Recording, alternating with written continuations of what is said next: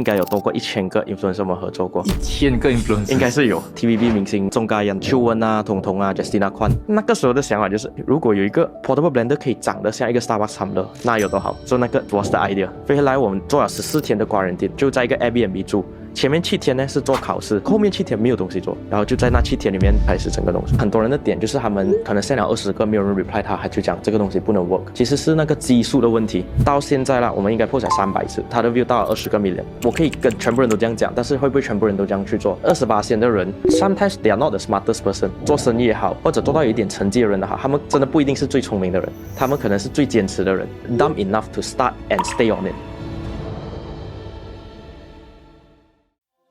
本期节目由 Princess 赞助播出。Princess 是专注于企业商品和制服印刷的暂时供应商，不管是 T-shirt、杯子、环保袋还是活动赠品 ，Princess 都能帮你印上专属的 logo，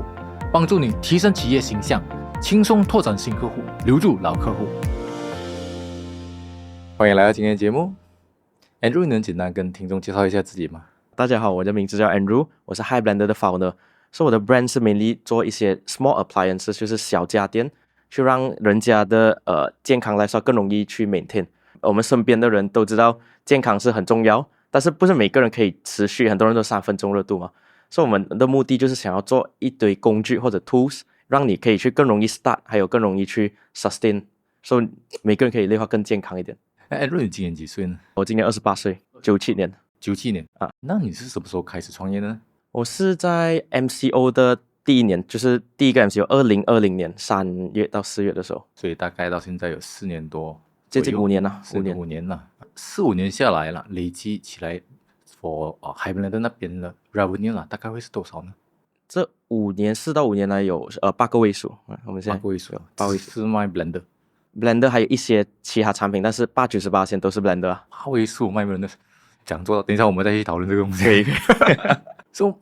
另外一个 Andrew， 我打开你们的 IG 来我看你们很多 followers， 另外一个吸引到我眼球的就是你们跟很多 influencer 合作。对对，这样你能跟我们的听众 mention 一下有哪一些比较有名的 influencer 是跟你们合作的吗？ Up until now 我们应该有多过1000个 influencer 我们合作过，1000个 influencer 应该是有。然后包括不同的 platform 啊，小红书、Instagram、TikTok 都有。我们的 main 还是 Instagram， 所以可能你们有听过的是你有香港 TVB 明星钟嘉欣嘛，钟嘉欣啊，钟嘉欣是我们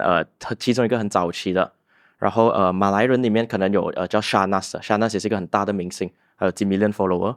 然后华人market 的就可能是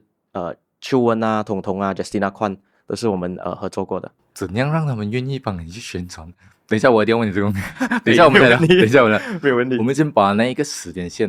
拿去前面一点，OK， 就 before 你创业的时候了。OK， 你的背景是什么？你大学是读什么的？OK，so 我的背景是法律，其实我是一个 law student， 我是也是一个 lawyer。对。那个时候当时为什么会想要创业呢？是一个机缘巧合，因为在我读这 law school 的时候啊，这个是要有一点拉到更前了。我在读这 year one A level 还是 year one 的时候，我第一次因为网上赚到钱，是因为其实 sneaker 就是那时候鞋子，好像 Jordan 啊Easy 那些，这个是很早期的时候。我跟我的朋友就去排队，那个时候有一个很大的 hype， 就是一个Adidas 鞋子叫 Easy 的，所以我们很多人去排队，所以我跟他们去排了一个通宵，在 Mid Valley 的旁边有一个 Airbnb 了。OK， 我们排了一个通宵，然后当时候也是跟朋友一起，我们可以一起玩，然后过后一起去排队这样，排队了整个晚上啊，我到早上我拿到那个票，它是一个 ballot system， 它叫 raffle， 所以我抽了过后，整个晚上我没有拿到，然后那个失落感很大。后面拿到 OK， 我就有一点 sad 啦，所以我就回到家，我问我女朋友，因为我们 online 也是有 ballot，physical 也是有 ballot， 然后我女朋友拿到，她没有排队啊，她没有排队，所以那个时候我第一件事，我朋友就跟我讲，你要去快拿那个鞋子，然后过后放上网上去卖 Facebook， 所以那个鞋子很贵啊，应该是900多块，990块 retail 啦，所以我就去早上我就去买啊，我很犹豫懂吗？那时候我有打工，那些我的可能储蓄了几千块，然后那个东西是它接近1000块的东西，一个鞋子卖不卖到我还不知道，但是我朋友讲你相信我呢 ，OK 我就去买了那个900块鞋子，我不知道怎么样，我快点 call 我朋友，我很紧张啊那时候，我讲我有这个鞋子我应该要怎么样？他讲你去 Facebook 找这些 page， 然后你 list， 然后我讲 list 多少钱哦？他讲2000啊，你可以 list 2000、3000，2300这样，我说哈可以卖这样贵的吗？2倍哦。我就拿了这样子 ，OK， 我一点 skeptical 啦，有一点不是很相信，过后就 OK 啦，跟着咯这样拍了，我放上去看，我在想，然后讲2300，我放高一点啦，我放3000，然后不能我再拉下来，我放3000块啊，within 1个小时没有拿到30多个 PM。哦，1个小时，我吓到了那时候 ，OK， 然后我就开始reply，然后跟我们他当然是有一些 negotiation 啊，过后我就nego 到有一个 deal， 他讲2700还是2800，他叫我马上来 Pavilion KL 来跟你拿，他叫我不要走，因为他怕别人抢掉，他讲很 confirm， 他给我一半的定金 transfer 给我，然后我就在 Pavilion， 我拿的应该是早上10点吧，他3点到 Pavilion KL， 然后我讲哇这么这样赶，他从怡保驾车上来下来啊，然后他等不及哦，过后我就这样在同一天早上拿到傍晚，我赚了3倍，就从900块变成大概2700。那个时候我就想，这个东西好像我摸不到头绪啊。过后我就从那里我就在想，也是很多人应该像我这样，就是拿到鞋子但是没有这个 knowledge，然后我就开始去 Facebook PM 别人，去问，我跟你1800块拿这个鞋子可以吗？我讲我也是做他这样，我当天跟你去拿。然后我就去拿过后，又有人买到，就一直买1500、1800、2000，然后就卖2600、2000，就走手到就是就这样，我做了应该就那一个星期里面，我做了可能5-6次，我就这个东西好像有得做，然后我就讲为什么我一直要 post 在别人的 group， 因为别人的 group 有 audience 嘛，我想如果我有自己的 group， 然后我就去开我自己的 group， 开我自己的 group 过后就开始，那个时候 Facebook 是可以，你一个人可以 add 100个朋友进来。group 不用 consent 的那个时候，所以我就做一个 contest 我就讲那时候 free 一个 Adidas 帽子什么100块200块，我讲give away， 我讲你一个人 add 100个人进来，你就可以进到这个 give away， 然后就这样我的 group 突然间就 grow 到几千个人过后，这样又可以这样我又可以再去找那些1500块、1800块、2000块买然后我在我自己的 group 卖，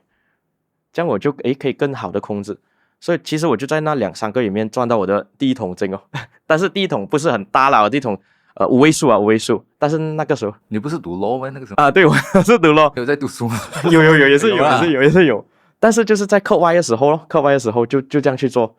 然后我那个时候第一次觉得，我以前的刻板印象大家一定是我要进 office 做工，尤其是 law， 因为我们读 law student， 你以后就是上打官司还是什么1个月几千块嘛，然后我就怎么我这3个月赚到一个5位数，我就有一点点动摇。不是说读 law 的动摇，是在我认知之外有不同的钱，然后尤其是 online， 所以那个时候，自从那个时候我就一直开始有这个 online 这个想法，就是online 可以赚钱了。过后面我就开始去做我的 dropshipping 啊，我有 try 过 dropshipping 的 store， dropshipping basically 就是你 set up 一个 website 打广告给美国人，然后在中国寄给他。所以那个时候没有成功，我开了4到5个，所以前面卖鞋子的钱差不多都亏在这里啊，所以大概亏了也是在我读书的时候 year 1 year 2 year 3。所以那个时候就是积攒了我的 online 的那个触觉，还有那个赚钱做 website。我是很早期的 Canva user， 大家都不知道 Canva 的时候，我们那时做 website 就在做用 Canva。所以这样跑下来，它就是怎么样让我开始有这个做 online 的想法。Eventually lead 到我在读书的时候，我在 UK 嘛，所以我就 back to 我刚才的 story， 刚才我拉了很远嘛，对不对？就 back to 为什么我会 start Hive Blender。因为我上 Hive Blender 的时候，就是我在 UK 我已经有了这些 knowledge， 但是我没有想要用。我当时候就有一个问题，我一个便秘的问题。我读 bar school 的时候，我是时常要我在 Manchester 读，所以我要时常跑 Manchester 跟 London， 一个星期可能要跑1次2次，很忙，然后那个 schedule 也很 pack，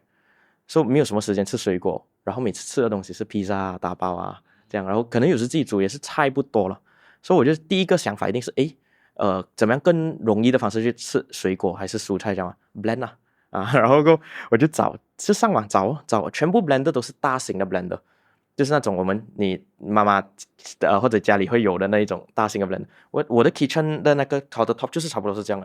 然后有那个炉，有那个洗手盆，中间切菜如果放一个下去真是没有一切菜所以这样的时候我就发觉过后第二是我拿回去也很难拿。这个 blender 我如果要回马来西亚寄回去还是要卖掉还是什么，占这么多位这样重，所以 OK 我就开始找为什么没有 portable blender 的咩，就是小型的，是 search 找到一个牌子，那个时候只有一个牌子，美国的 brand 来的，它是一个还是跟 kitchen blender 一样的 shape 的，但是小一点。我看着那个我就想哇这个不是很美，portable 你就是可以打出去嘛，好像我去 London 的时候我就可以我在车上喝在train 还是什么，我带出去我会觉得一定给别人笑，我感觉好像安哥这样来，安迪安哥这样来。那个时候的想法就是为什么不能有一个美一点的 portable blender， 就是美一点，就是我带年轻人带出去不会好像很 shy 这样来。然后当时候也是有一个很大的 trend， 就是每个人都会排队去买 Starbucks 的杯啊。我相信你记得以前我有一排是这样，所以我想，咦，如果有一个 portable blender 可以长得像一个 Starbucks tumbler， 那有多好？所以那个 was the idea。所以那个 idea 的时候，我也是有那 e-commerce 的 knowledge 啊，就是 drop， 虽然没有成功，所以我就在想，这个是 something 我可以 put in back of my mind， 如果我得空我可以做，我就看我那个名字 High Blender。我那个时候已经想了，那时候想好名字，做好 logo， 过考试来了，过就放一边了，放一边考试考 MCO， 就是 pandemic hit。然后当时候的状况就是全马可能有10个 case 啊 ，for example， 我的大曼在英国 Manchester 就有10个 case 啊，这样当然是叫快点要逃啊，你妈妈叫你回来啊，就快点叫我回来，然后就 OK 要回来，我就飞回来哦，飞回来我们做了14天的 quarantine， 所以那个时候还没有 compulsory quarantine， 但是我也是怕 let's say 我有可能潜伏期会传染，所以我就 OK， 我就14天就在一个 Airbnb 住，前面7天呢是做考试 online 的 test， 做 online test， 后面7天没有东西做，没有东西做的时候，有一个想法，是不是有个东西 High Blender 突然想起啊，想起。过后就拿出来就开始，那个时候就真正的开始去call supplier， 就上网去找有什么厂商是做这个的，打电话用 WeChat 一直找10多20个，过后从那里开始，然后就在那7天里面开始整个东西。哦，的话你在读书的时候，你在做着刚才提到的那个卖 sneakers 或者是dropshipping 啊，或者到现在还没呢？对，你的 parents 知道哦？知道啊，他们是 OK 了。OK， 因为主要是我的个人兴趣可能是运动，我没有玩 game 那些那个时候，所以那个时间就是读书、运动，做这个，就是你啊，对。之后你的 law 其实是有读完了，有读完，我在英国我有拿到律师的qualification， 然后说我在马来西亚也是一个 lawyer， 在英国也是一个 lawyer， 就是 qualification 我都有拿到了。我们讲回 High Blender 那个部分呢，在quarantine的时候，那7天去 start 这个项目的时候，对，你的启动资金大概是多少？没有记错了，是5000到8000以内了，大概是那个价钱。怎么可能呢？你不是有 MOQ 吗？这个很 interesting 故事，因为我那时候用了一个很特别的 model， 我们叫预购 model pre-order， 所以当时候也是一个很好的 timing。当时候 MCO 嘛，中国是第一个封国家的，就是第一个 stop 的，所以他们的工厂是完全没有订单的，他们就突然间停到完，他们国内的贸易全部停完了。过后那个时候我要再找 supplier 嘛，就是最好的时候，就是在他们不好生意的时候，就是最好，就是我们来讲最好。所以那个时候，如果是现在还是 before MCO， 应该是没有人会接受当时候我拿到的 MOQ。所以我那时候 MOQ 没有记错应该是200个，所以是很低很低啊。为什么还愿意那么做呢？是因为我那时找的厂商里面，他们是没有这个产品的。我的这个产品是在他们的设计图里面，所以他们连 prototype 都还没有好。他们有这个设计图，我就讲这个设计图我要在这里上面改这个东西，改了过后你可不可以帮我做一个 prototype 给我？当时候我就大概付了一个1000多块马币 for 3个 prototype， 其实是很贵啊 for prototype 1000多块马币来讲，所以我拿那3个 prototype 我叫他寄过来马来西亚，我一用可以，我就开始拍照拍 video 放上网，就是 build website build Facebook page， 然后我放上网，然后我就开始预购两个月的 pre-order，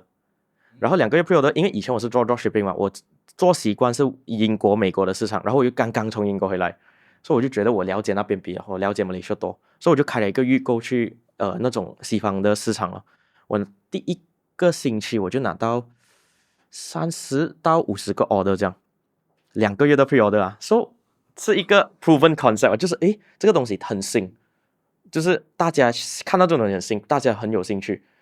我就用这个预购代表他们给了我钱 upfront 嘛，给了我钱，这样他其实就 almost subsidize 我的第一批200个的多过一般的这个钱，我启动资金就1000多块的那个 prototype 的钱，再加我的货钱减掉我的 pre-order 的钱，所以才可以拿到这个 figure。这个很好玩。如果很多听众他们年轻的创业者，他们会想说，我没有启动资金开始。如果你就示范一个很典型的我们讲 customer funded 的一个 model， 对，他先给你钱就 pre-order 上，对，你再去启动。对，它是一个比较 creative model。因为那个时候看过 online 一些外国的案例就是这样。传统来讲，你就是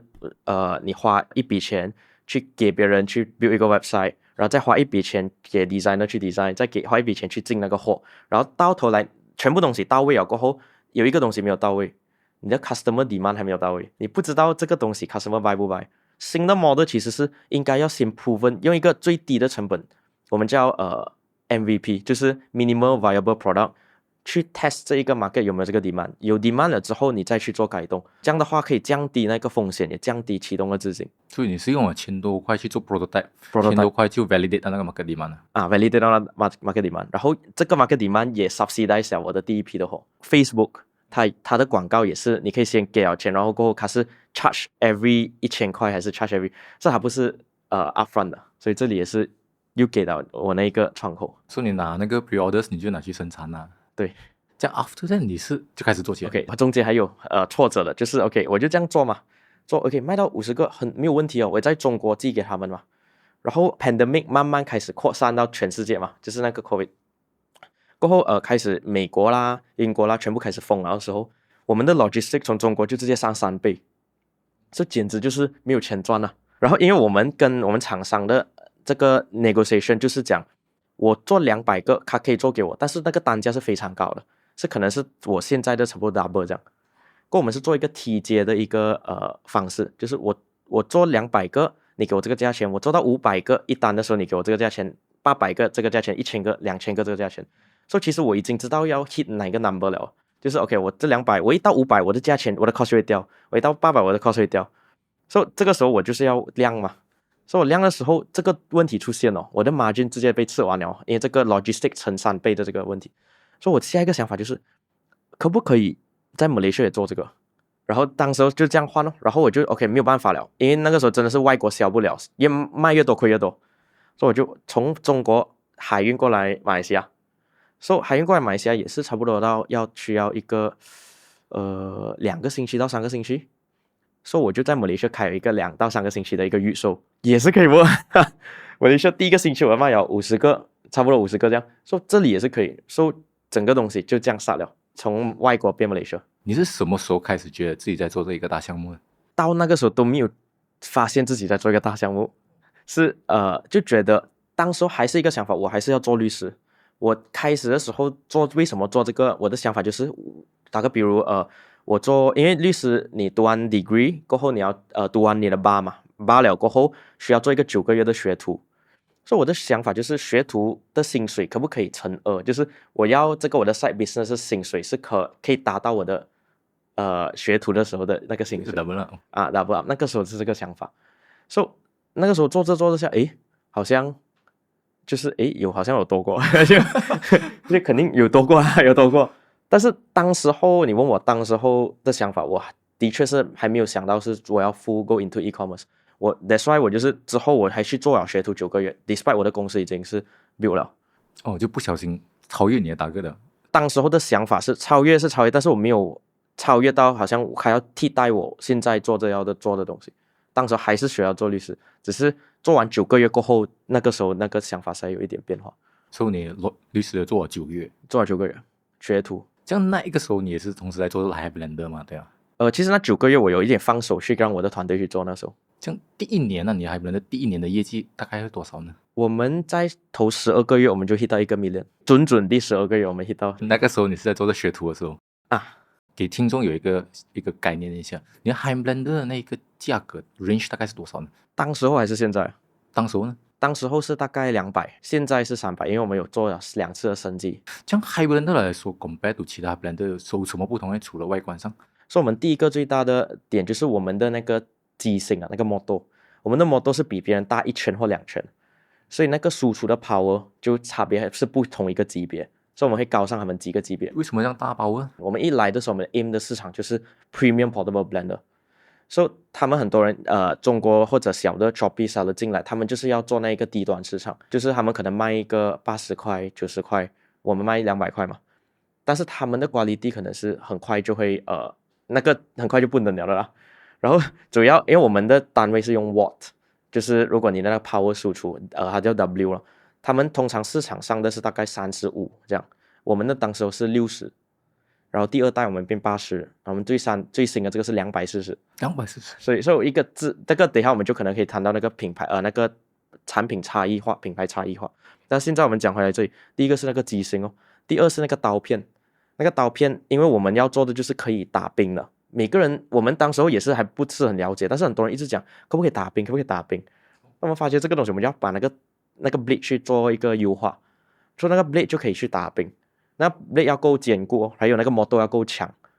其实还有跟车有一点像了，那个 motor 就是转几块，就是你最驾车几块速度，但是还有一个东西叫扭力，就是它那个 W 是其实它的扭力，就是它转会几 powerful， 所以你可以转很快，但是如果你不够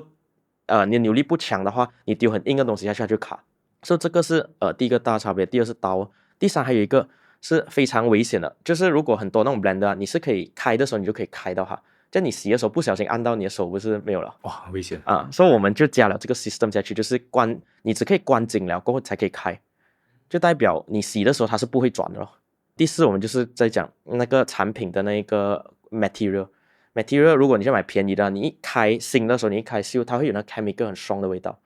我们这个就变成一个 BPA free 的一个产品，说是母婴级标，所以你一修的时候是它没有那个 plastic 或者那味道，然后就算你去 blend 它，因为你 blend 它水果在里面会碰撞，会割到旁边的，所以如果不好的管理，它也是会受到割到旁边，但是它的那个 toxic 就会出来。我们的会有割到，但是它是不会有那一个plastic，因为 material 的问题。这个也是当时候我还不是很了解，然后我们做了这4到5年，我们一直去钻研，所以这个是里面嘛。外面来讲呢，外观也很重要。所以外观我第一个想法就是很丑嘛，之前我看到的 competitor， 现在就是觉得我要怎么不做美。所以外观我们从第1代到第3代，最主要的就是我们的 blender， 你从旁边这样看上去是看不到那个刀的，我们把它 hidden 起来，所以你远远看就很像一个杯，就一个 tumbler 这样。但是我们中间我们听到别人的 feedback 就是有一些人喜欢看他的水果从水果变成果子。哦，那怎么办呢？不同的意见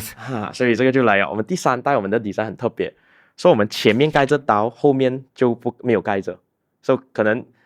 如果你看到它是有点半黑的，所以它是斜的，所以你从前面看盖着，后面看的。然后因为这一个 design 我们那时 design 了很久，过后我们 decide 为什么看到这样我们觉得很好的一个 design， 我们讲好没有用嘛，也没有什么，我们就去拿去 submit 去一个 international 的一个 award。我就在2-3天前才拿到这个 award 的通知，我们拿到那个奖，所以它叫 Red Dot 的奖，它叫红点奖啦 ，Product Design 的，它是好像 Oscar 但是 for Product Design， 让我们拿到，所以我们是 Malaysia 第一个在这个 category 拿到这个，那这个也是第一个地方我 announce 啊。哇，就是那个一半透明，然后一半是就是 basically 整个 product 的 design， 整个 tumbler design， 所以现在我们可以很 proud 的讲，就是我们讲我们美，不只是我们讲，是我们是被国际认可讲这个我们的 product design 是拿奖的。OK， 那 Andrew 刚才你提到的部分是在于它的 specification 啊，它的那个模度啊，甚至是它外观上的 design 上的细节的部分。这样吧，市场上刚才你提到很多的 blenders 嘛，对，这样在 strategy wise 你是怎样在这个市场里面杀出一条血路呢？所以 strategy 来讲，对我们来说，你也需要一个很好的产品，加上一个很好的一个 marketing， 它是一个 multiplier。所以你产品是那个基数，如果你产品是0，你的 marketing 是10，0乘10还是0。所以我们的产品需要好的当然一直要 improve。let's say 我原本第1代可能它是1乘10是10，然后我们第2代可能它是3，它就是3，然后第3代我们就要把它有一个质的一个变化，所以从差异化到差距化是很重要。就是我们刚开始的 positioning 的，就是我们要需要一个足够好的产品，至少要和当下那个market 上面大家认可的那个产品要有一定的那个水准。过后 on top of that， 我们要做的事就是找一个 customer 的一个 gap。我们当初后找，其实市场不太缺 blender， 市场过后我们就 OK， 这个是 blender 嘛，就大的 blender。过后我们就找到一个更细分的市场，叫 portable blender， 就是有一群人需要，好像我以前这样需要带出去的。OK， 这个里面也是有一个国际的一个什么，说我要怎么样跟这个人拉出一个difference 呢？就在那个 aesthetic 上面。So 你看我们其实是在 layer up， 第一个重点是 portable， 就是可以便携是小型，第二个就是美，就是外观上面，所以这2个，然后这2个之后我们要怎么样去 prove 我们这2个可以 work， 就需要很多 marketing， let's say KOL 也好， let's say 我们的 website 也好，要把它整个感觉带出来，因为很多时候就是我们自己讲不一定是 market 会 buy， 但是很多人讲，要很多人去 verify 的时候，这个你的 positioning 才会跑出来。然后包括我们的 website， 我们 website 做的时候我们对标的 website， 当时候啦，我现在讲出去也是很多人会觉得很好笑，我们对标的是 Apple 的 website，Apple 它有几百人的团队去做它的 website，right？ 如果我可以拿到它的那个感觉，可能20%，会不会比我对标其他小一点的牌子的100%或80%，或者我自己的创意或者自己的审美来做的话，是会高过还是低过？所以我那时看到，诶，我如果拿 Apple 的审美的20%或 any% 的话，可能都会高过我自己凭空想出来，或者选一些比较低一点的 competitor 的那个差别。所以这个对标也非常重要，找一个很高的对标，你拿到它的很少的 percentage， 也是会比你原本的那个 expectation 更高。刚才你有提到一个 concept， 就是差异化到差距化，是可以解释一下那个意思吗？差异化是你刚刚开始一个 business 的时候，你要找到一个切入点。所以就是我们说很多时候 let's say 你要做一个服装品牌，你一进去 market 的时候，你的切入点是什么？如果你只是想要做衣服，我们为什么要选你不是 Uniqlo？ 因为你的切入点不对嘛，就是你切入点我们主要的概念就是不要 boil the ocean， 因为你没有一个 target audience 或者你没有你自己的 niche 的时候， niche 就是好像你的细分定位的时候，你就和大家一样你就没有 advantage 了。所以刚刚开始我们要打开一个市场，就是要够尖，就是够小的一个细分市场。我们来说，就是为什么我不要做加电器太大了，oven 啊，冰厨啦什么，我们就选blender 又有很多，我们再选 portable blender， 所以我们进的场位就是那个细分的市场，细分的这个定位。然后差距化是 when 你差异化做到了之后，你要怎么样和你一堆竞争者里面脱颖而出，那个叫差距化。差距化就是要拉开一个距离。我们刚刚开始只是先进到那个赛场，我要挤进去挤进去开始跑过后，我要怎么跟你跑远？那跑远的时候，差距化第一个来讲一定是产品要够强。如果你产品不够强，你不管几多的 marketing 都好，它都是跑不出那个差距。别人就懂哦，你有一点不同啊，但是也没有更好啊。我们已经 prove 到这一个差距，这个 alternative 是可行的，就是 portable blender 有人用，但是我要怎么样变那个最好的 portable blender？所以这个时候就是你要钻研你的产品，然后怎么样在全方位进步。但是进步很多人盲目，可能如果可以做一个 Siri 这样做的blend， 然后它 blend， 但是那个真的是 customer 需要的嘛？所以我们就要讲，你进步产品的时候，要从 customer 的需求上面去进步。他们跟我说还要打冰，我就做一个可以打冰的刀。他们跟我说好像我们第2代是350ml 而已，很多人就讲其实他们的 sweet spot 是500个 ml， 我就去做500个 ml。但是做500个 ml 的时候，就会遇到一个问题，就是很重很大，然后我们就花了很多时间去把它做到应该是接近同样的刻度，可能 if not plus minus 5 gram， 但是我们可以做到500 ml。所以那个差别就是这样，就是你要怎么样可以根据他们的需求，但是又不要 sacrifice 到那个 compact portable 嘛。如果把它做成太大就不 portable 了。所以这个第一个，第二个是 branding， 就是 branding 今天就是说我有2个杯子这样，一个有 brand， 一个没有 brand。brand 是什么东西？这个也是一个 discussion， 是名字吗？不能，我 Shopee 的也是有名字啊，我就 print on top 就可以了，或者 any other 就。但是那个 branding 其实是你带给别人的感觉是什么，或者你带给那个人的价值是什么。只要比如今天你买一个 X 名字的 portable blender 送给你一个朋友，他会比较高兴，还是你买一个 high blender 的一个 portable blender 送给你那个朋友会比较高兴？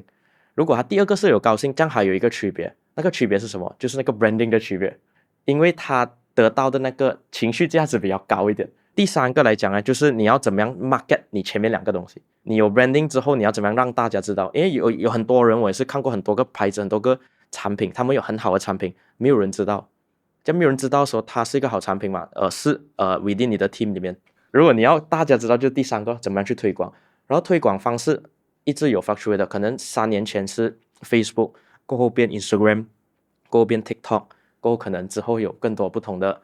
但是我们要 adapt 咯，所以我们不能死抓这可能5年前的这个做法。包括我们开始的时候，可能之后我们可以讲，就是我们怎么样去做我们 strategy。5年前跟现在其实很不一样，其实完全可以讲是不一样。但是我们就要跟着时事去跑，所以这3个东西可以让你达到你的差距化。然后还有坚持去做，坚持一直就是去从客户的那一个需求里面一直改善你这3个，它是一个 feedback loop 哦。还就 feedback 了，再进步了，再做 branding 啊 marketing， 然后再回来讲。看你提到很多你的生意中有用很多 leverage 啊，这样你觉得 leverage 杠杆呢和借力对你来说有多重要呢？杠杆非常重要，所以杠杆 OK 就可以讲到我们开始的 strategy 啊。第一个我们讲我们做广告，广告其实就是一个 leverage，online internet 也是一个 leverage。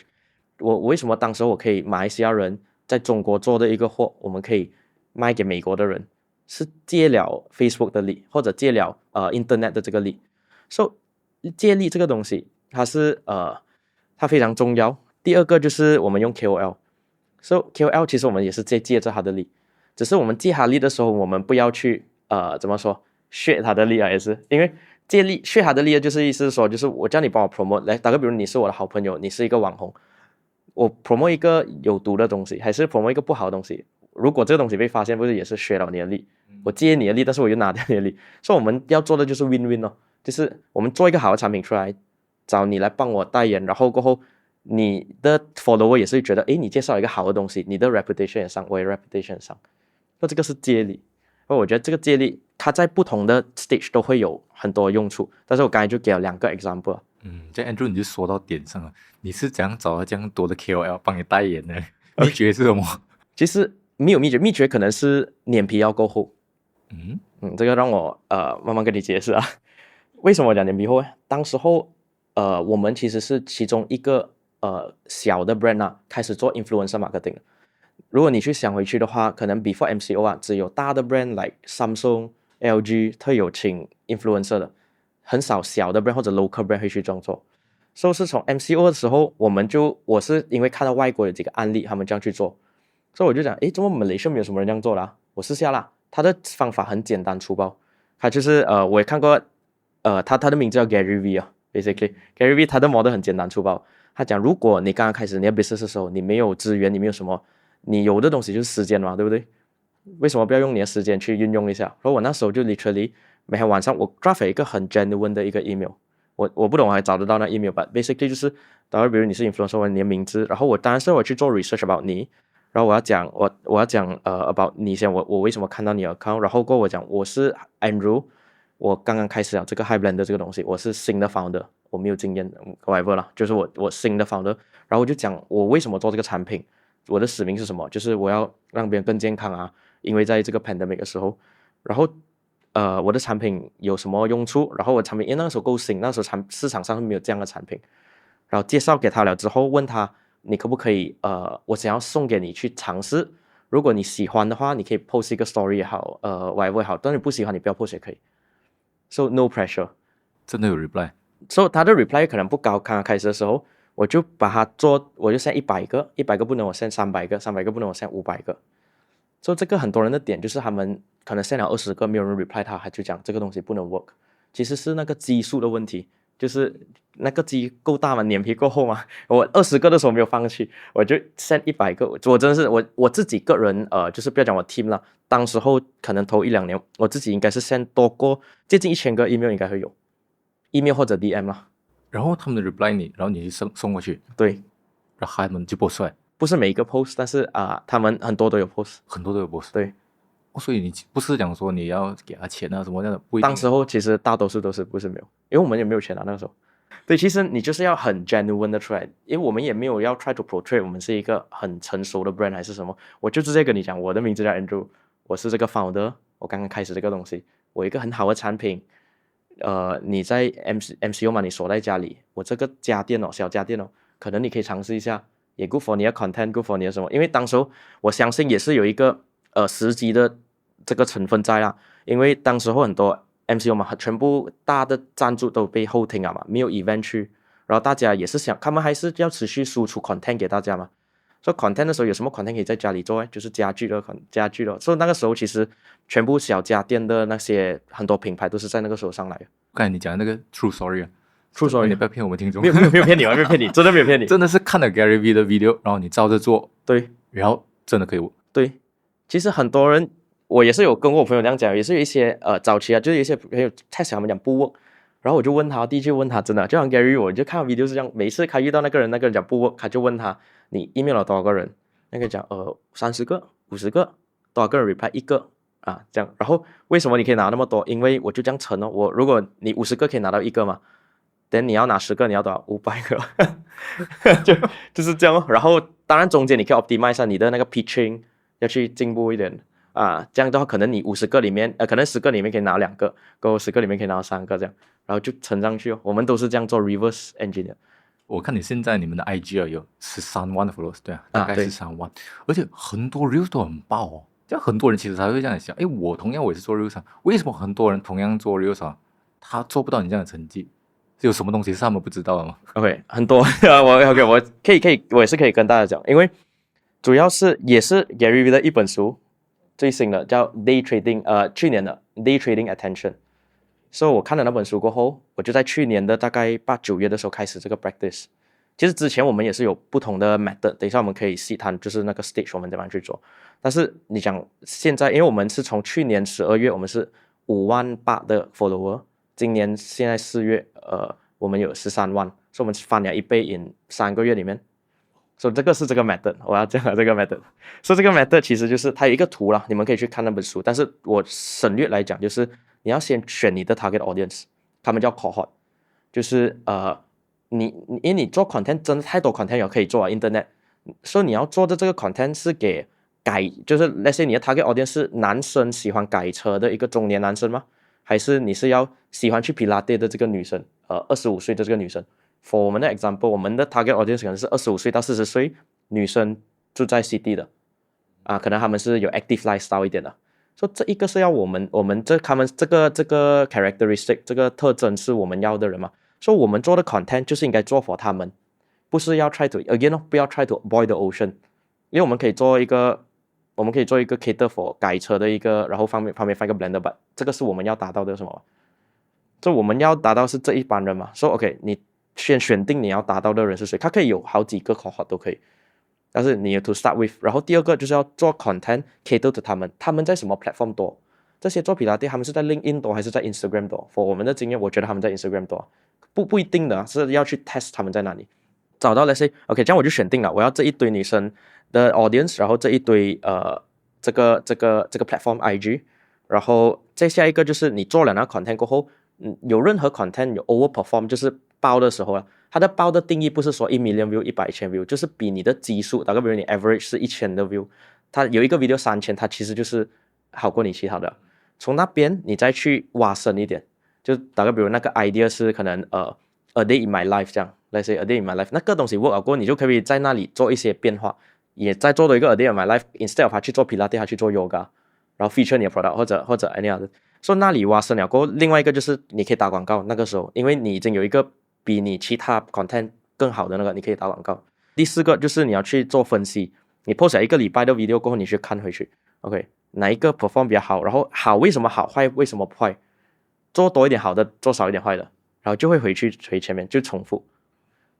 然后整个的大前提就是量要够多。如果我问你，你一天一个月你 post 多少个？如果你一个星期 post 1个，你可能你需要20个 video 来找到一个 answer 啊，这样你要用4个月。但是如果你用1天 post 1个 video， 你20天你就可以了。但是如果你1天 post 2个 video， 你10天就可以拿到你的 result。所以你要几块拿到你的 result， 就取决于你几块做你的东西 ，post 多少个东西出来。所以它的量基于你的速度。所以我们就这样做。我们很幸运的在我们第3个月开始用这个 strategy， 大概是第4个月这样，就是差不多今年的年头1月1号这样的时候，1月2号的时候，我们就找到一个 video， 它报到很够力，它是一个 recipe video 来的。就是我们的 blender blend 一个很有恰系的一个很 interesting 的一个 recipe， 它报到几 million view， 说 OK 几 million view 对啊，我们要怎么样去复制这个东西才是下一个 OK， 我们就跟着这个东西去跑我们就 OK， 我们就先做更多 recipe 先，然后我们就看到更多 recipe， 它也不会讲每一个都到1 million video， 但是都一开始原本我们的基数可能是5000多 view， 开始20,000 30,000 40,000 OK， 这个是其中一个。那个时候 Instagram 刚好也是出了一个新的 feature 叫 IG 的 trial reels。这 trial reels 的意思就是说你可以 post， 然后它是你 follower 看不到，只有你 non follower 可以看到，然后别人去你 profile 也看不到那个 video， 然后你之后如果这个 video 可以成了，你可以把它放给你的 follower 看，然后那个 view 是可以 transfer 的，就是它不会归回零，它会接下去。所以我在想，我这个4 million 的 video 可不可以再 post 多几次？不过我 decide 我们到现在啦，我们应该 post 了300次。但是你去我们的 page 看不到，因为它 trial reels 是个 feature， so 我 post 了300个，应该200到300个啦，里面大概有10个 video 这样有破1 million view， 因为它成功了，你就只要换一点元素，我们是可能换那个 font 的 size， 换音乐这样。我们就同一个 video 来的，我们也没有花时间在拍这个。有我们 on the sideline 有啊，在 test 其他的，但是这一个上面我们就只是把换字，然后再 post 换字再 post， 我们一天 post 5个，一天 post 10个这样，然后我们2个月就 post 了200个这样。我一天播10个 video trial reels， 但是那 trial reels 我们5分钟我们就可以做5个了，因为那个 video edit 好了嘛，你就换字吧嘛，然后你按那个 button template 1 template 2 template 3 template 1 export template 2 export template 3 export。因为如果你是 generate 的话，它是自动的嘛 ，CapCut 的话，所以我们这样做，那个 video 原本如果我们只 post 一次，它的 view 只可以4个 million， 现在我们做了那么多次，它的 view 到了20个 million， 但是它不是同一个啦，它就同一个我们拍出来的 video， 但是我们 post 了很多次，积攒起来，它就是有这个 number。OK， 有时候就好像打广告这样子，你去 experiment 哪一个 works 哦。对，其实是这样。然后这个除了它这个跟广告差别就是它这个是免费的。然后花的时间不多，很多人以为哇，我讲一天post 10个，哇，你有时间睡觉吗？15分钟，我就花15分钟来去 edit 这些 edit export， 这个是秘诀，可以讲是秘诀，但是应该也是 open secret 啊，我也在我的Instagram 讲过，我也在很多地方讲过，只是这个问题是大家肯不肯去做这个东西，这个是因为很多人听到 number 很大的时候，包括讲 email 100个500个人，我可以跟全部人都这样讲，但是会不会全部人都这样去做？第一个是你要 believe 嘛，你会不会相信这东西？我是这个东西，我觉得这个东西可能有，我要自己去 verify 它，我就要去 verify 它。很多时候我不会第一个时候就去，我读过一本书来讲，我不会马上 lean out， 我会 lean in to 去，看这个东西是不是别人讲这个有原因，然后我就去看咯，我就去试看，试了真的可以 validate。就好像很多人看到 Gary Vee 的 video， 可是不是很多人去做啊，对，很多人看到 Gary Vee 的书，也不是很多人去做，对。这样讲到这里，我们就可以讲到一个东西，就是我们看成功啊，很多时候啊，它是来自我们有一个定律嘛，叫8个定律嘛，或者是9定律这样子啦。对，像这个28%做到成绩的人，你认为他们的共同特质是什么呢 ？OK， 所以我觉得第一个特质是大家都很敢去想这个东西，因为我发觉很多人有很多想法，他们根本不敢去有这个想法。就好像我读这 lawyer， 我很多 lawyer 朋友根本不会有一个想法去卖那个鞋子，或者没有那个想法去做这个 online business。为什么？因为他们被他们既定的一个想法去框着自己。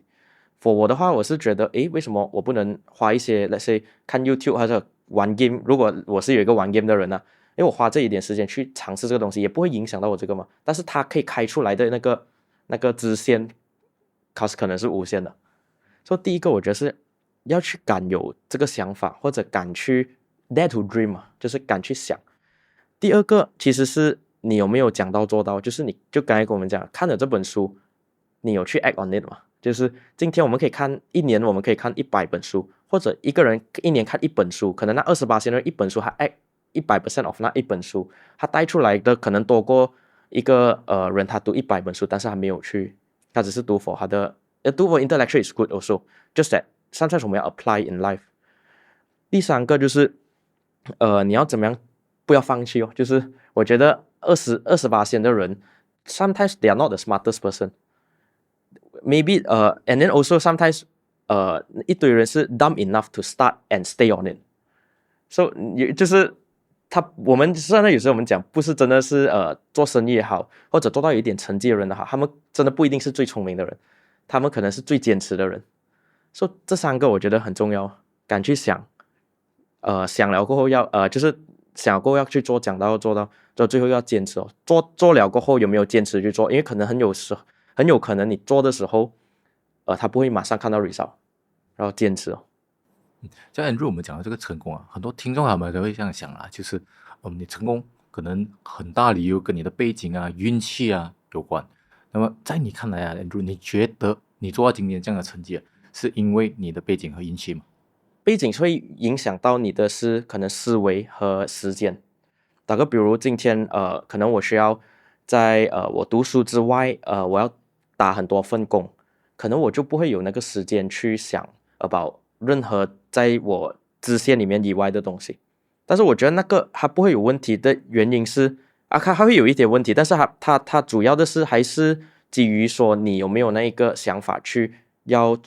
把东西做得更好。因为我也看过很多人可能他家庭背景不是很好，也是可以做到很好的成绩。这样A 跟 B 它的差别是什么？我觉得很多时候开始的时候是一个想法，一个人敢想，一个人不敢想。所以这个背景当然也是会影响到一个人敢不敢想，所以这个东西我觉得会有影响到。但是大家也不要好像觉得好像我没有这个背景就完全不能start，这个其实也是一个错误的 perception。我也是看过很多人很好的背景也没有做到很好，其实这个所以是一个想法的问题。第二个是说运气我觉得也是有影响，因为为什么我们可以在pandemic 刚刚开始的时候可以做上来，是因为好像我们刚才前面讲了 supplier 那里我们可以做得到那个，也不是说 supplier 没有的时候完全做不到，只是可能不是用那个方法。所以运气我觉得是 right thing right time right person 也是非常重要，但是运气是留给有准备的人。如果你是每一天躺平的话，你也是机会来到你面前，你看不出它是一个机会，有时机会 is everywhere， 你看不看得出它是一个机会。所以我觉得有关系，但是它不要把这两个东西框你在一个你觉得不能改的东西。我们要 focus 好我们 within 我们可以 control 的范围， outside 我们 control 范围可能我们就不要去想那么多。好像国际上的什么打仗形势我们可以控制到吗？如果我们控制不到，我们倒不如不要去 worry about 这么多， worry about 你可以控制到的东西。看到也要敢想敢去做。对，敢想敢去做。那如果我们来聊一聊一些关于个人，那我很好奇，如你的 MBTI 是什么？我的 MBTI 有一点变化了，我看到最近就是我以前是 ENFJ， 然后现在我最新一次 test 是 ENTJ， 就是从青色的人变成那个之前是那个主角那个拿刀的那个现在变成那个紫色的。你认为你最大的强项或者是最大的闪光点是什么呢？我个人觉得是两个，可能第一个是我学习能力比较强，就是如果需要到的话，let's say AI 可以 improve 到我们的 efficiency， 我就会去学 AI。然后 let's say e-commerce， 我觉得我有兴趣我会去学。所以我学东西，我喜欢学东西，我学东西我觉得也比较快一点了。好像很多人会觉得大学过后就是我终于学完机了啦。我说我觉得是大学过后你刚刚开始学习。所以这个学习的这个想法，我觉得这个是其中一个我的强项。第二个是我想到东西我会很快的去做好，我的执行会比较快一点，或者我答应的一个东西我会去很快去执行它。如果你提到你是 ENTJ， 其实在逻辑性也是很强，因为学习东西你也需要很强的逻辑，尤其是你在看回来 analyze 是吧？我们讲复盘那个部分。对对对，那个first principle 就是那个Elon Musk 每天讲那个就是第一线原理，就是我们看一个东西的时候，我们要看到它的底层逻辑是什么。这个非常重要，因为一个产业一个 business 来讲，你要看到它底层逻辑，你才可以 reverse engineer 上来达到你的 result。因为很多人讲怎么样 start 一个 business， 怎么样 start 是一个很头部的一个东西，怎么 start， 但你要 break 下去，它下面有什么 sales marketing finance 什么，然后再一直 break 到我们的 day to day task， 所以那个才是最底层的嘛，就我们每天要做什么东西，还是这个做什么决定会影响到那个最后的结果，所以这个很重要。reverse engineering 对，来去做 problem solving。对，so 一路走来创业到现在了，你觉得你做过最关键的决定是什么呢？最关键的决定可能就是 start 这个 business 我觉得 start 这个 business 很关键，因为对我来说普通 lay person 来讲，很大的差别就是一个律师为什么会要去另外创业，是为什么去创业？因为律师是一个很稳的一个工作，只要你真的是很努力去向上的去做，律师是一个很好的行业。然后我个人来说，我也是没有说很多人会 quit law 是会觉得很不喜欢 law environment， 所以其实我是蛮喜欢 law 的我是没有问题，只是刚好这一个创业带给我的东西，那个 excitement 还有那个 challenging 更快更多。就因为很多人讲你创业就是 fast track of 你的 life 这样，就是更多的 stress， 更多的potential 以后遇到的问题人事物都会提早来，因为你可能你如果普通做工的话，可能你要慢慢升 senior manager， 那个人事的地方可能是在 senior manager 慢慢一个样来。你 entrepreneur 你创业，尤其是从零开始的时候，就是全部一起来怎么样找 sales， 怎么样找人，怎么样找，然后过后每一个东西每一天都会有不同的挑战嘛，就每个东西就可能会一起来。遇到 challenge 那些 events 一次过来所以创业1年里面可以发生很多事情。所以1年里面可以发生很多事情，然后可能会 go wrong 的东西都会 go wrong 可以这样讲。要打工会比较慢遇到 challenges， 会比较难去overcome 再去学习到东西了。对对。 Back to day one 我们讲回去，那个时候你在大学刚开始萌生要创业做 Highlander 的那个时候，一开始你有想过你会做到今天这样的成绩吗？肯定没有想过。那个时候的想法就是好像之前我们说，就好像可不可以在我学徒的薪水上面 double 一个，就是一个 side income that 可以complement 我的那个原本的那一个收入这样。当时真的是没有想到那么多，就是纯兴趣纯想学习的一个心态去这样做。目前为止，你有遇到怎样的一个挫折或者是低谷吗？最大的挫折就是在我学完学徒完过后啊，就是9个月过后，那时候就是有一个十字路口，这样就一个双岔路。因为我做完9个月学徒，我们就会去到法庭那里，就是宣誓，就是我成为律师，马来西亚的律师，所以我已经做完了一个 part 了。因为我那时候的律师楼是很大，马来西亚当时候是最大的律师楼，所以我就在想，我要留在这一个 line 还是，然后留在这个 line， 然后让我的 side business remain side business， 还是我要把这个 business 要去再做大它。所以那个时候是我一个人生的一个很压力 coming from 就是自己的内心的斗争，就是哇我会不会后悔还是什么这样，然后也是包括身边朋友啊一定会问你，哇你读这样辛苦做到律师啊，你不要做这样浪费可惜这样很多人都是这样可惜浪费的那一年里面听到最多的那个词啊。到最后为什么会选择这一个来说刚才就是我在想，我做了9个月嘛，我就至少我知道这一个这个 law 的这个东西是怎么样，然后可能以后回来做也 OK 嘛。但是这个创业这个机会这个风口现在就是现在 law legal degree lawyer 一直都会在但是这个创业风口不一定会一直在。然后哪一个东西会让我学东西更快，就是刚才跟我们讲 fast track。 所以我就发现我分析就是可能第二个选择就是去创业，把这个公司看可以做到几大，我也不知道我 limit 在哪里嘛，我要去 push 我的 limit。 因为如果你去 law， 其实你大概是可以看到你5年之后会做什么，7年会做什么，能变 partner 啊，然后过去接 case 啊，就这样你大概可以看得到。这个 business 这个还看不到，但是我比较有点 risk taker 的，刚才我看不到就代表它可能很好的 upside 在那里，也比较 optimistic 啊，就是所以我就选择了第二个。看不到很多人会觉得不好啊 certainty 就是不确定性，所以我反而觉得不确定性可能是一个好事。确定性的话就是我明天知道，就每天我已经知道5年后我会长什么样子，这样的话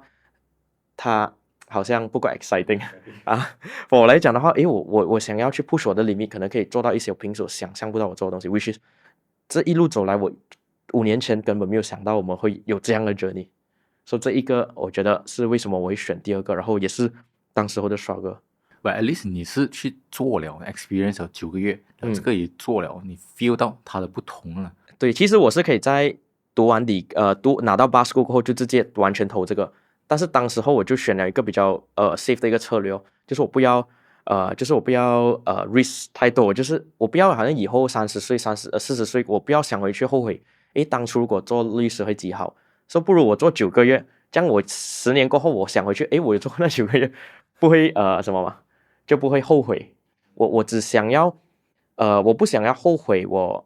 没有做过的事情，是好过后悔我做过什么啊。这样在一路上你有没有一些事情是让你感到遗憾的呢？当时会有一些这样感觉，但是之后我都会觉得 everything happen for a reason， 就是他这个可能他是一个失败的一个 project 或者失败的一个 campaign，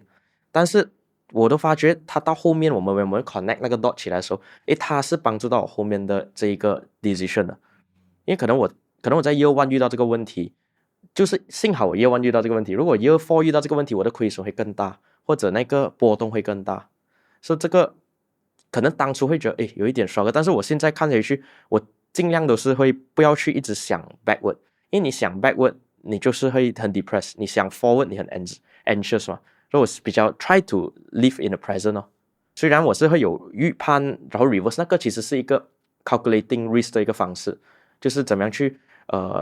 manage 你的那一个风险所以为什么我们要做 reverse engineering 这样？所以我知道最好的情况最坏的情况，但虽然我说我知道啦，但是通常现实一定会 swing off way， 但是你有一个底，心里有一个底，这样的话然后加上你 flexible 的话，这样你整个 journey 上来你就不会很容易想放弃。所以这个是坚持的也是一个做法啦。When you analyze, when you plan 的时候，你 work forwards or backwards, but when you execute 的时候，你 stay in the present. Yes。 那么 Andrew 有没有一些关于创业的书？好像你看了很多书嘛，有没有一些书是你觉得对你帮助很大，你想要推荐给年轻的人？我马上想到是2本第一个是不管你是想要创业也好，还是你现在是做工也好，我觉得很适合一个很现代的书，它叫 Atomic Habits。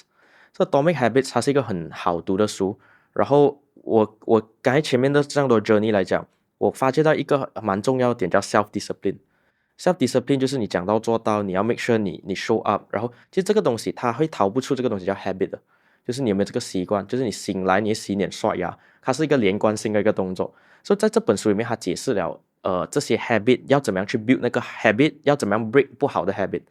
所以这个我觉得是对每一个人，不管你是有创业还是你在任何industry的话，都非常重要一个 personal growth 的一本书。然后它也非常因为我是这几年才 pick up， 就是读那种non-fiction， 就是那种 self improvement 的书。所以我觉得这个是一个很容易 digest 的一本书。第二个叫Almanac of Naval Ravikant。所以这一个还是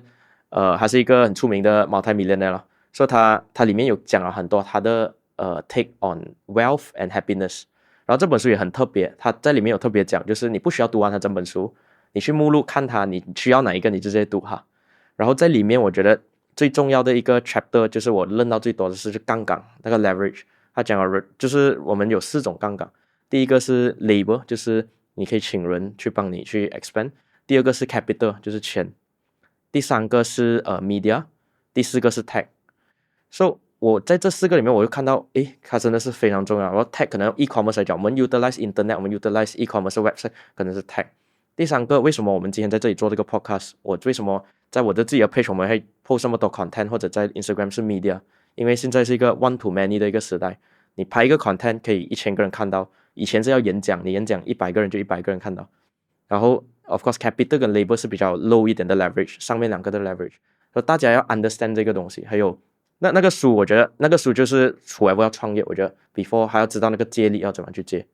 没有想要创业的朋友，他们可以去看这2本书。因为好像如我们前面提到，就是很多人他听到了，其实只有 20% 会去看那个书，要看了那个书只有 20% 会去 execute， 对，然后 execute 只有 20% 会复盘，对，所以那个差距就拉开了。对，一个 filter system 这样好像。那么Andrew有没有那么一句话或者是某个建议是对你有很大影响的吗？马上弹去我的脑袋有2个啦。第一个是我刚才前面有讲过的 Dare to Dream， 这个非常非常重要。因为以前我听别人讲 Dare to Dream 的时候没有那个感受啊， Dare to Dream 好像那种 Disney 的那种，就是一个很 cliché 的一个话，就是每个人都讲 Dare to Dream。但是现在我真的发现到like as I grow，好像我现在28岁，我身边的朋友也是很多个大学毕业，然后到现在他们也是有一些迷茫的期，很多人都是在这个时候会迷茫，他们叫 quarter life crisis 啊。这个时候就会 back to 你敢不敢去追你的梦，你有没有梦？然后我相信大家都有梦啊，没有梦的话也是可以去探索你的真正那个要求是什么，然后再 reverse engineer 回来，然后你当下可以做到是什么？没有人叫你去裸辞，然后什么，当然也是一个选择，但是你有没有在你 day to day 的时候为你的梦去追一点点？就是好像我当时我在做 law 的时候，我感觉 internet 赚钱是一个 dream 啊，当时候是一个 dream 啊，当时候没有人在 internet 赚钱，很少啊，至少我的圈子里面是没有。但是我不会因为它这个东西应该是我都触碰不到的东西，完全不要去想它。然后当时候反而我是去慢慢去开始 explore， 可能有成功有失败，然后这样去 dream 那东西。第二个我觉得很重要的还是那一句就是 self discipline。self discipline 也是从小的时候，可能我家人跟我讲你要 self discipline 啊，然后我家里我爸比较传统一点，他每次跟我讲这个字 self discipline， 以前不明白的，以前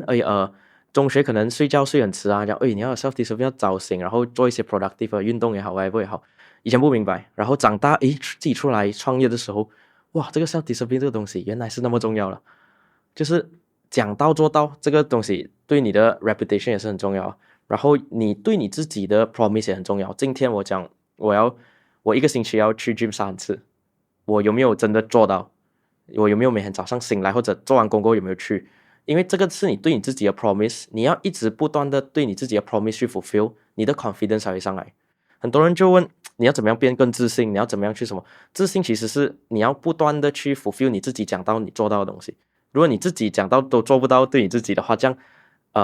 别人你 promise 给别人的东西他也不一定会成真。所以这一个要从刚刚开始做起。有一些人可能会觉得我以前也是been through 这个 stage， 就是我讲我要做很多东西也是没有做到，但是你要慢慢去验证这个东西，慢慢讲到做到，可能是从小事慢慢变大事，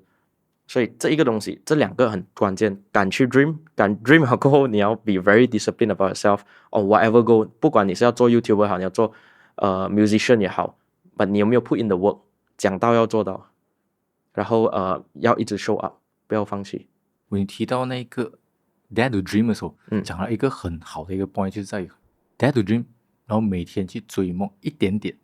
因为很多人想，我要追梦，我就要马上去裸辞，我想要马上做一个很大很 drastic 的一个改变。追一点点这个，你可以每天放工过2个小时去towards那个方向去做一点点的 progress 啊。那追一点点，你可以 get the feel 讲，是不是我真正想要的？是不是我真正想要去创业的？是不是我想要 pick up 的一个东西嘞？对，追梦追一点点，这个我觉得很好。对，因为他是看你是哪一种人，有一些人是需要 drastic change to 换一个 path 的，有一些人是 risk averse 一点，可能他要自己慢慢做的时候，自己要看到 traction， 自己才会相信自己。所以有不同派的啦。因为你问我的话，我当初I was a bit of 一般这样。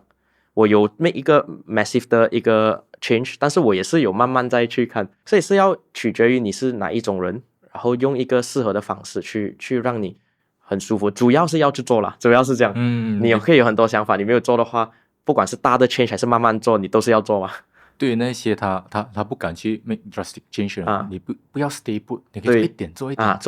做一点。对，但是那个做一点要坚持哦，不是说好像今天做一点，2个月后做一点，是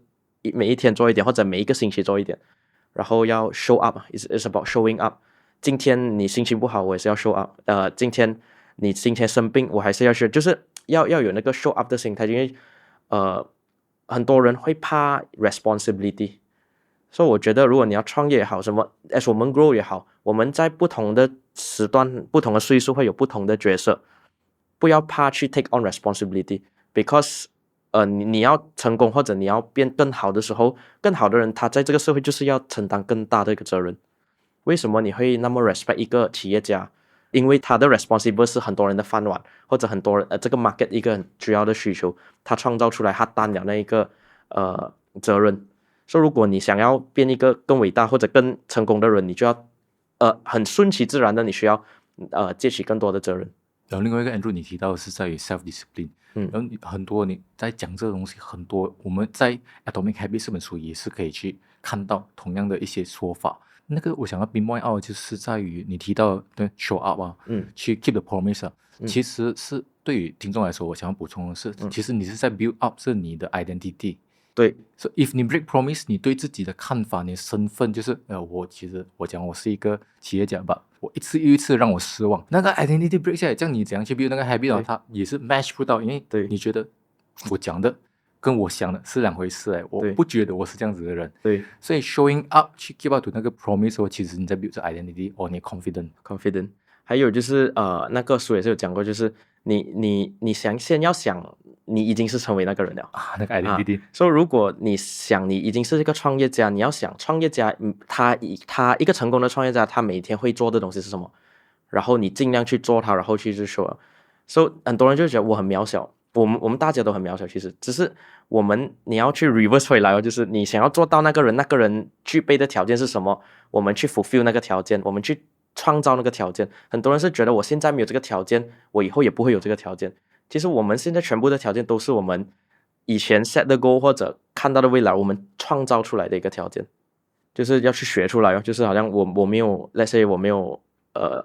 这样的知识，我就去找书也好，问人也好，要问到对的人，对的问题也是很重要。就是主要就是因为很多答案已经在这个世界上，你有没有问到对的人，对的问题，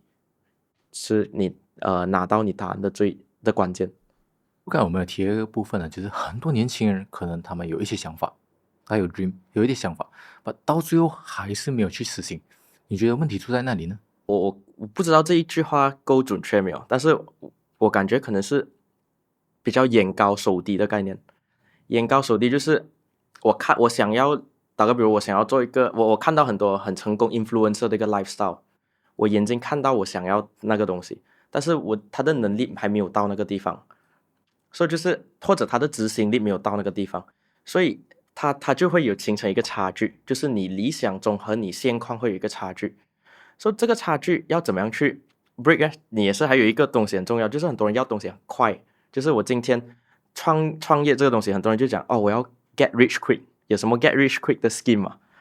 所以这个东西就是大家会很时常在 social media， 我觉得不懂是好还是不好啦，就是一个现象来了，它是一个现象。所以年轻人也不是说他很自主有这个想法，是因为这个 surrounding 让到他们有这个想法。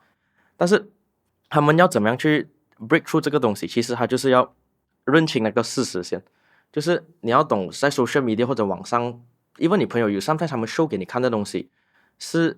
光鲜亮丽的那一面嘛。包括我们每次讲我们都是讲我们成功，我们没有讲到我们失败或者 struggle 的那一部分，所以你要去他们要 acknowledge 这一个东西的存在，这个是第一步，就是 acknowledge 到每一个成功的东西后面一定有付出的努力，不管表面上看起来极容易，有一些是 overnight success 也好，但是 overnight success 之前他做过多少个 video，MrBeast 也好，他做了100个 video 都没有什么 view， 但是他后面爆，每个人就觉得可能 overnight success 他派钱就可以拿到 view， 但是前面他怎么样测试到那个派钱那一个部分，没有人看到，所以这个东西是大家要认清的一个 acknowledge 我觉得就是要 acknowledge 这个东西的存在，就不要永远是在想就是怎么样可以轻松的赚到那个钱。如果轻松赚到钱，有可能的，也有可能真的是有 luck 轻松赚到钱，也是很轻松的会去亏回去给那个市场。就包括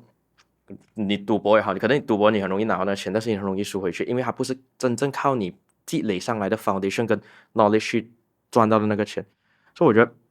这两个是大家很 understand 的这一个 theory 啊。那么看到如果他 acknowledge 认清了，他要怎样去做呢 ？OK，acknowledge 过后，他要去把它 break down 成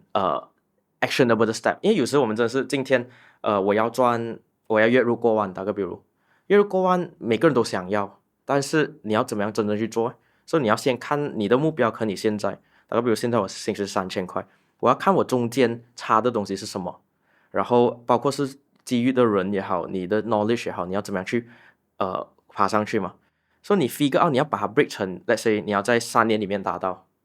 ，3年里面达到3年宏观你要做什么，再 break 去1年你要做什么，1年你要做什么，1个月你要做什么，然后你有没有那个小目标去，就是中间的一些 milestone 要去 hit。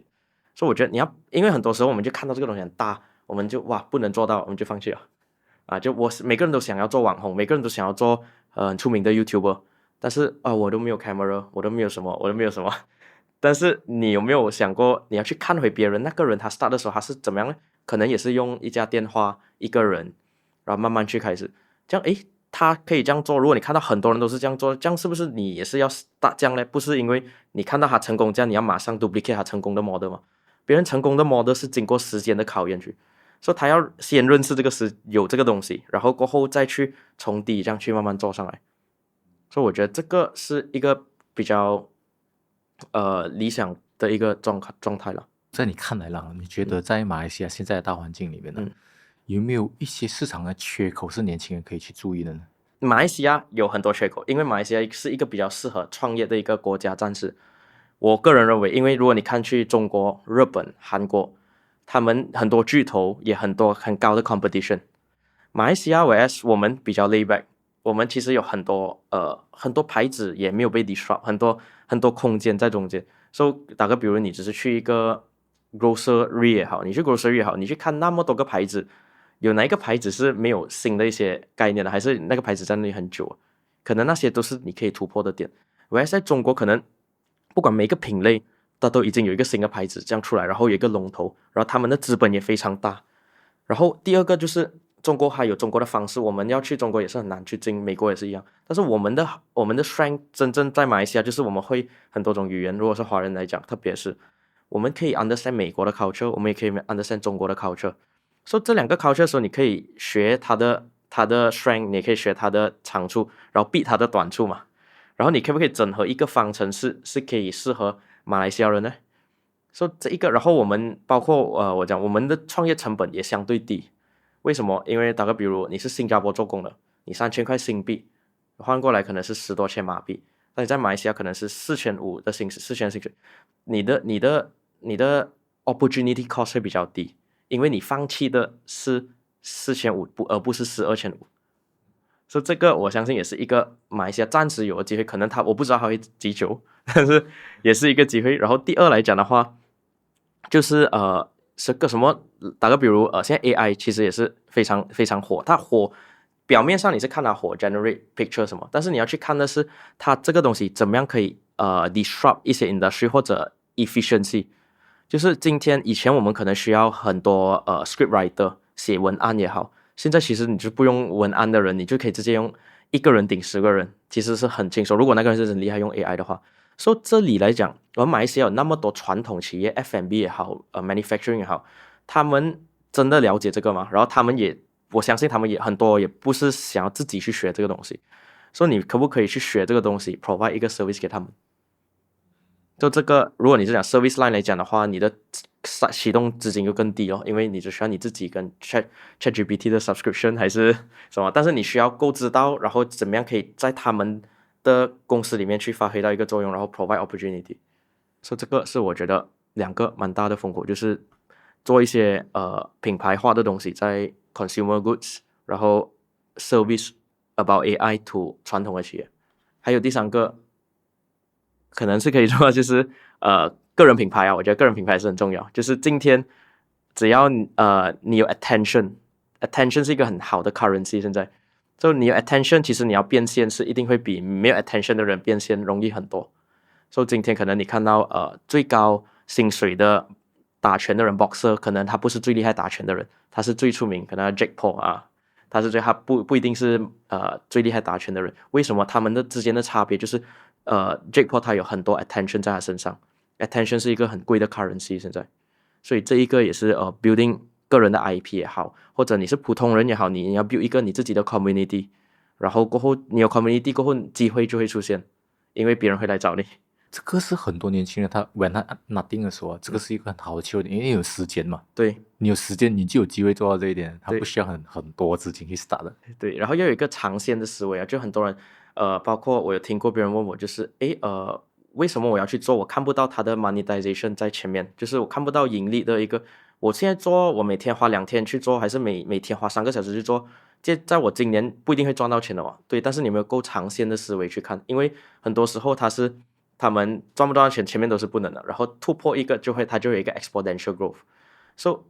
年轻人可不可以看到那个长一点的一个思维？不要每次看到就是 get rich quick 这样，要看稍微远一点，然后做长一点的 planning。我觉得这个非常重要。我们再回到 Highblend 的那个部分呢，接下来 Highblend 这3年呢，你有什么一些目标或者是一些发展的方向吗？ So Highblend 我们的目标蛮清晰的。我们第一个在马来西亚、新加坡市场，我们要做的就是展开我们的 product line。所以我们除了在 portable blender 外面，我们要再做更多小型的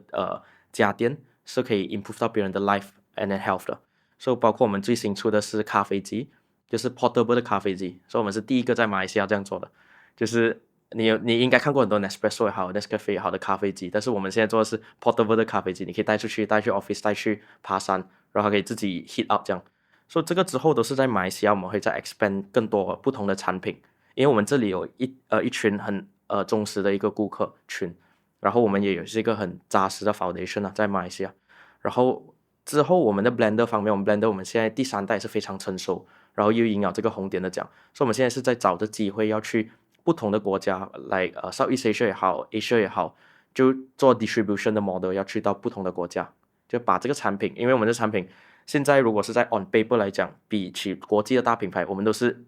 平或者会更好过他们，所以我们要把这个马来西亚的产品、马来西亚的 brand 带出海外，就已经获得了这个 international 的红点奖。Literally 几天前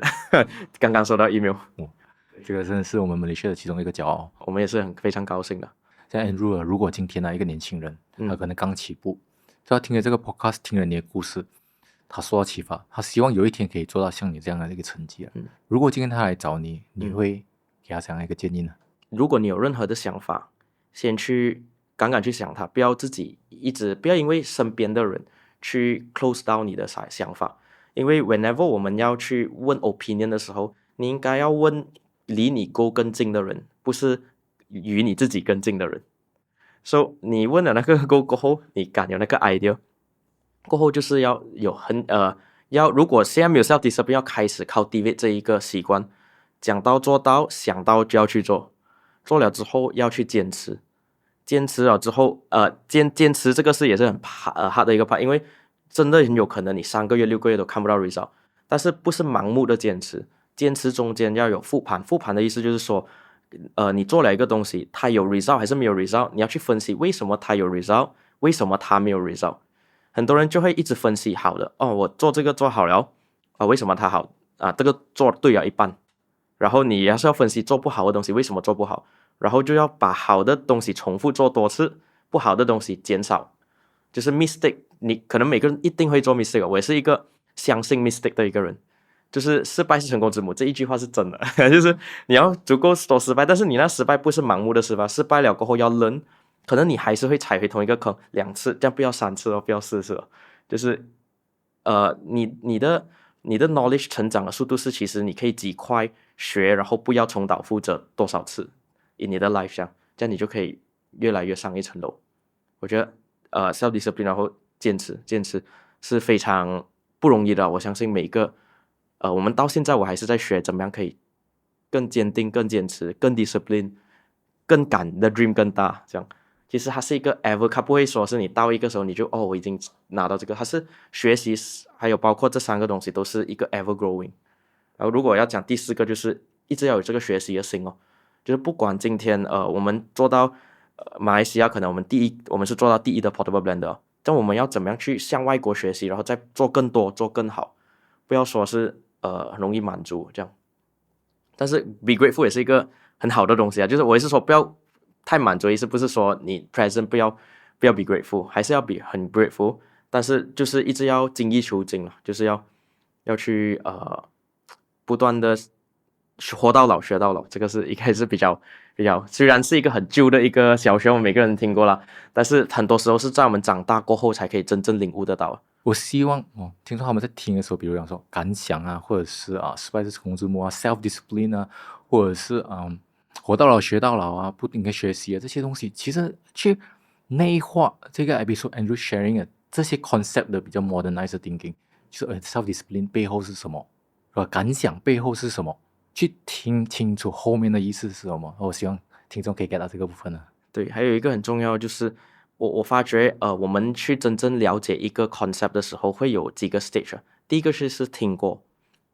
一次，第二个 stage 是听过很多次，第3个 stage 是你遇到这个状况的时候你才想起你之前听过这句话，然后第4个就是说你经历了全部东西你真正的领悟到。所以我们很多时候甚至我们也是很多 concept 可能我们停在 stage 2， 就好像我听过很多次这个东西，然后好像活到老学到老是我现在可能在 stage 3， 我遇到这个问题我知道真的是要学，但是可能我在10年过后我才会到 stage 4， 就是真正的完全理解这个东西。所以大家听到一句话或者一些东西，可能你会有3-4次的一个领悟 on 一个东西，你不同的年龄的时候听的时候又可能是不一样。我相信我在5年后10年后我听回去这一句话，可能我的那个 understanding 又会有不一样，所以可能我们想要想深一点点对，非常好非常好 sharing。 最后了，刚才前面你也是有提到，就是你在有某个阶段重要决策的时候，是你在经历着那个人生十字路口，就是律师也好还是要 all in 去这个东西。像现在如果很多听众他们现在也是处于这样的一个人生十字路口坐在这样子的一个人生重要的抉择了，你有什么话想要对他们说吗？还是那句话 dare to dream， 然后